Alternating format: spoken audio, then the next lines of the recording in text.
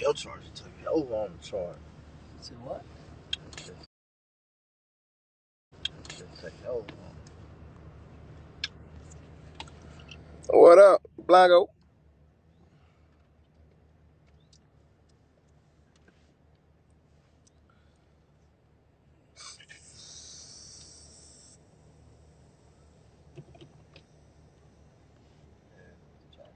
Fast, man.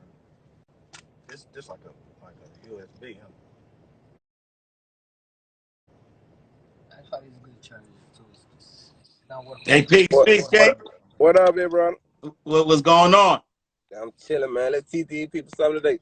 Yeah. We got to teach them. We got to teach them how to get out of poverty, how to keep the bag, how to get the bag. You know. Real talk, real talk, real talk. Hey, if you had to tell them, what would be the first step? Would it be would it be getting your mind right, or would it be just getting to it? Yeah. So I say both, right? And so I think mind right is most important, because if you get to the bag and you got the bag, if your mind ain't right, you ain't gonna keep it. Right. Exactly. You know what I'm saying? And so you gotta have your mind right. You gotta be in a space where, you know what I'm saying, you gotta understand how to get the bag, right? But it's definitely more important to make sure you're in the right mental mindset. I always say this, right? If you give somebody with the right mental mind space money, they ain't never gonna, even if they lose it, they're gonna bounce back. You know why? Because they mind right. Yeah, exactly. You give somebody with the wrong mindset money, they not, you know what I'm saying? They not, you know, they're gonna lose it and they can't bounce back because they ain't got that mind right. So the mind right is definitely the first and foremost. You gotta have your mind right for sure. For sure. What's the next step? All right, so the next step is making sure you got multiple streams of income, right? And so a lot of times people are only relying on one stream of income, and so, you know, whether it's your 9 to 5, whether, you know what I'm saying, you however you get it, right? People are always focusing on one source of income. So you got to get to a space where you diversify your income. Like, yo, how do I diversify my income? How do I, you know, get multiple streams so that if one stream dry up, you always could fall back on something else. Think about the pandemic, right? As soon as the pandemic happened, a lot of people who were used to getting money one way, they ain't know what to do. But if you have multiple streams of income, you ain't worried about a pandemic because you got other ways to get to the bag. Yeah, they're real though. They're real. Yeah. I be trying to tell people you can make money a lot of different ways. Like so many ways. Ways to make money. What's some type of ways to make money you think people don't know? Man, so yeah, I mean, the fact that we got access to everybody through social media, you know what I'm saying? Like, people need to monetize their brand, right? And so, number one, you can make money through knowledge, right? So whatever you know, you ain't even gotta be, you know what I'm saying? Like, you don't even gotta have 100,000 followers. Like, if you know something, you could package that up. You know what I'm saying? Exactly. And people want what you got. You know what I'm saying? So your knowledge you could pack up. You know, I've written 8 books. You know what I'm saying? Books work. Yo, t-shirt line. Like, yo, it's so easy to put, you know what I'm saying? You get a dope, you know, graphic designer. You know what I'm saying? You get somebody who like, you know, if you go to Fiverr, like Fiverr is one of those websites where you could go, you get like a dope graphic designer, put a graphic on, and then you could really, like, literally, you don't even have to like buy shirts. You could go online, you could connect it through printful.com and start your own t-shirt line with no money. Just the money that you need to get your joint. You know what I'm saying? To get the graphics. There's, you know what I'm saying? Like, there's shout outs, right? Like, you could get to a point where you're reviewing products. You know what I'm saying? Like, there's just so many different ways that you could, you know, use social media, especially to monetize your brand. But I love books. I love you know, t-shirt line, graphics, you know, graphic design. You think also, you know, being a middleman, right? You think like with Amazon.com, you could buy stuff wholesale on Amazon and then put it back on, you know what I'm saying, as a, you know, and resell it, right? And so those are other ways that you could kind of, you know, with little to no money, start to monetize. Yeah, for sure. Yeah. So I'm with that for sure. Yeah. For people coming up in the urban community, you know, they think it's hard to like start legal businesses. Like, you feel me? I just want you to help.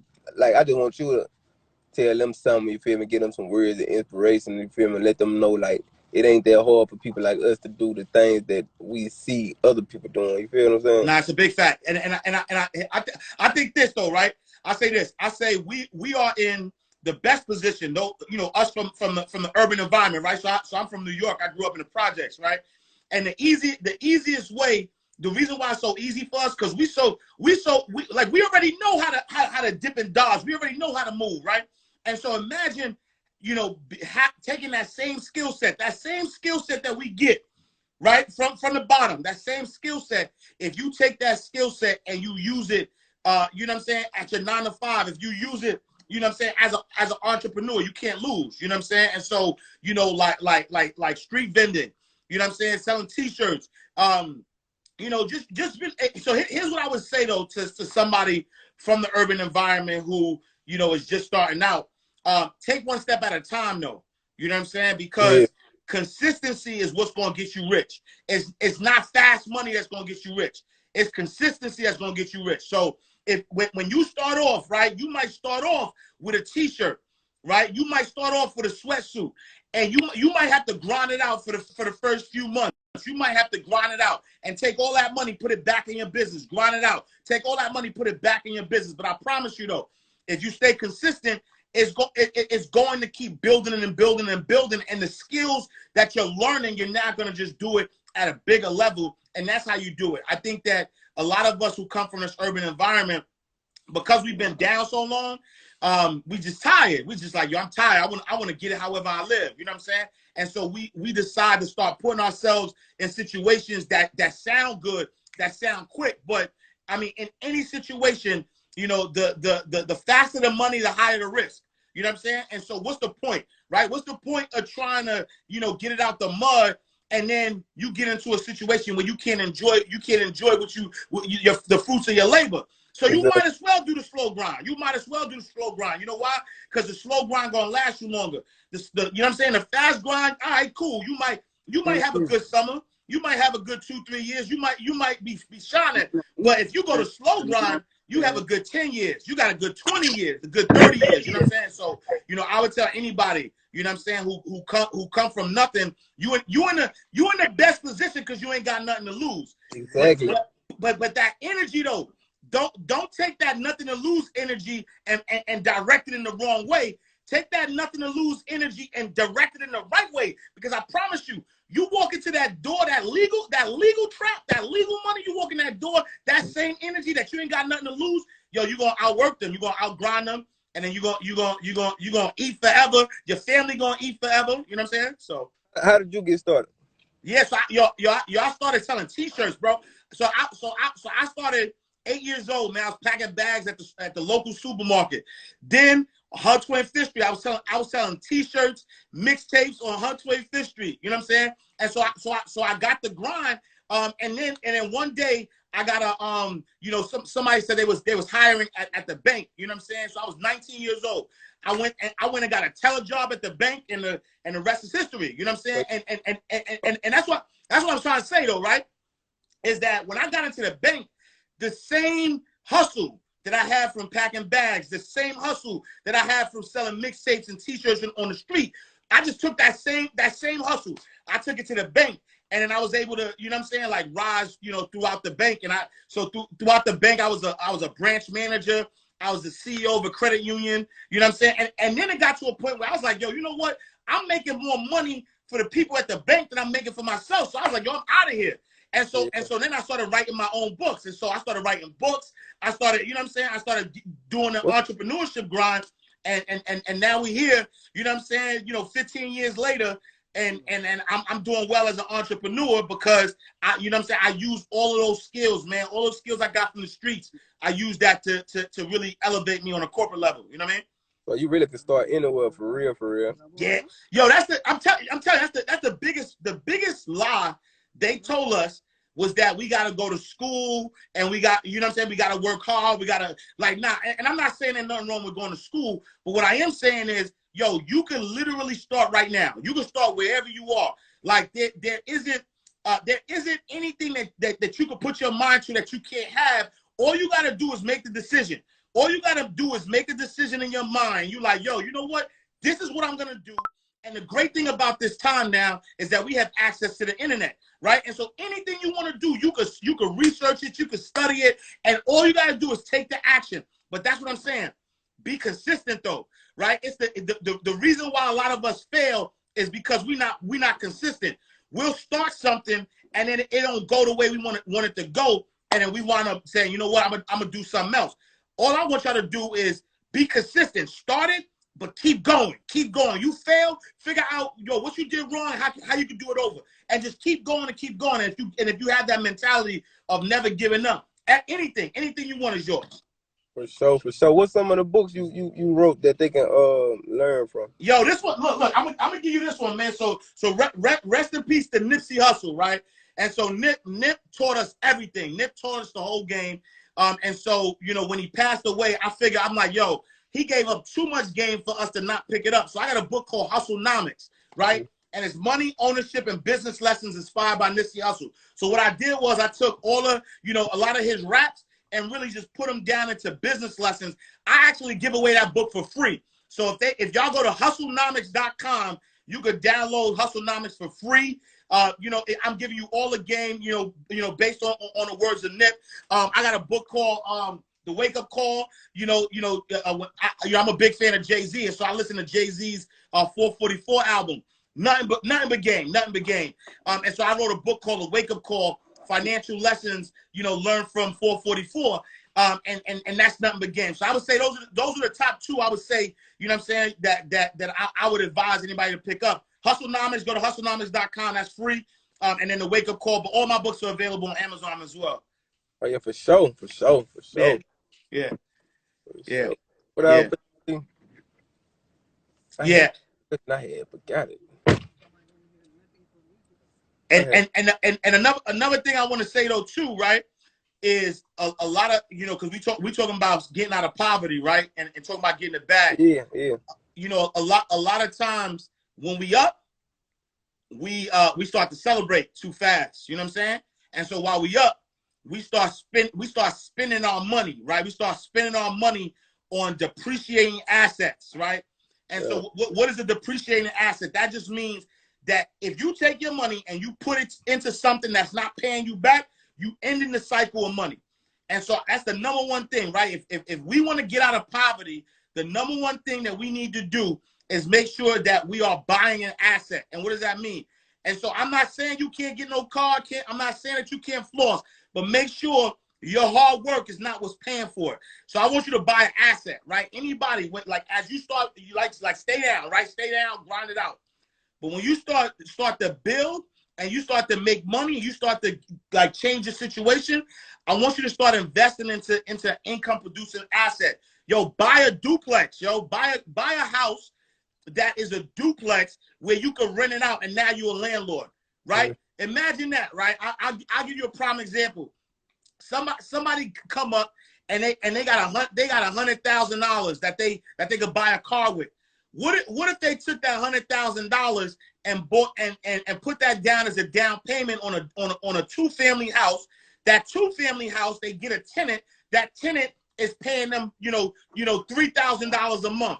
So instead of buying that $100,000 car, they take that $3,000 a month and they pay for the car that way. Now you just did two things. You still got your car. So I ain't telling you don't get your car. You still got your car, but your $100,000 ain't go nowhere. You know why? Because your $100,000 is in the house, and your $100,000 is paying you $3,000 right each month, which means by the first year you made $30,000. So now you still got your $100,000 in the car. You made $30,000. Year 2, you made $60,000. Year 3, you made $90,000. By year 4, that 100 is right back to you, and you still got that 100, and you still got the car, and you still eating forever. That's how we get out of poverty, Peezy. That's how we do it. How you do it right there. That's the game right there. That's the game right there. Oh, that's the game. How important do you feel credit is? Oh man, credit is so important, right? Because the game I just gave you just now is not gonna work if you ain't got good credit.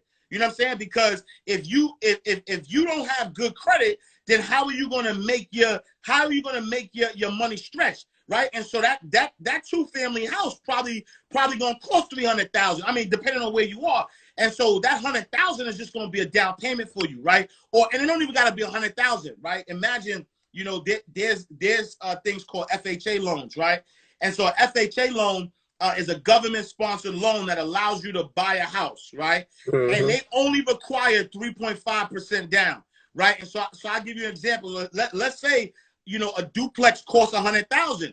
Yo, you don't even got to put $100,000 down. Yo, $3,500, right? 3.5% of that $100,000, $3,500 could get you that duplex, right? And so that's really somebody just saving up, and now they bought themselves an asset. But if they don't got credit, then how they gonna get that? You know what I'm saying? So I think it's important that everybody focus on their credit. You know what I'm saying? There's five things. What's the first step to fixing your credit? Yeah, so there's 5 steps, right, for your credit. Your credit is broken down into 5: 35, 30, 15, 10, 10.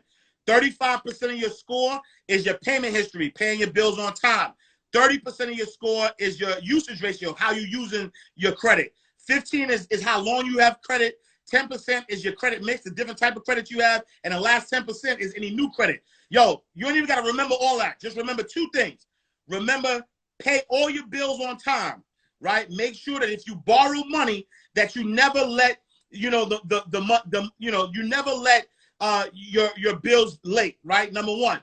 Number 2, make sure that you're keeping your usage ratio down. What does that mean? So a lot of people, when they take out credit cards, they think that if the bank gave them a credit card worth $1,000, let's say, that they could spend $1,000.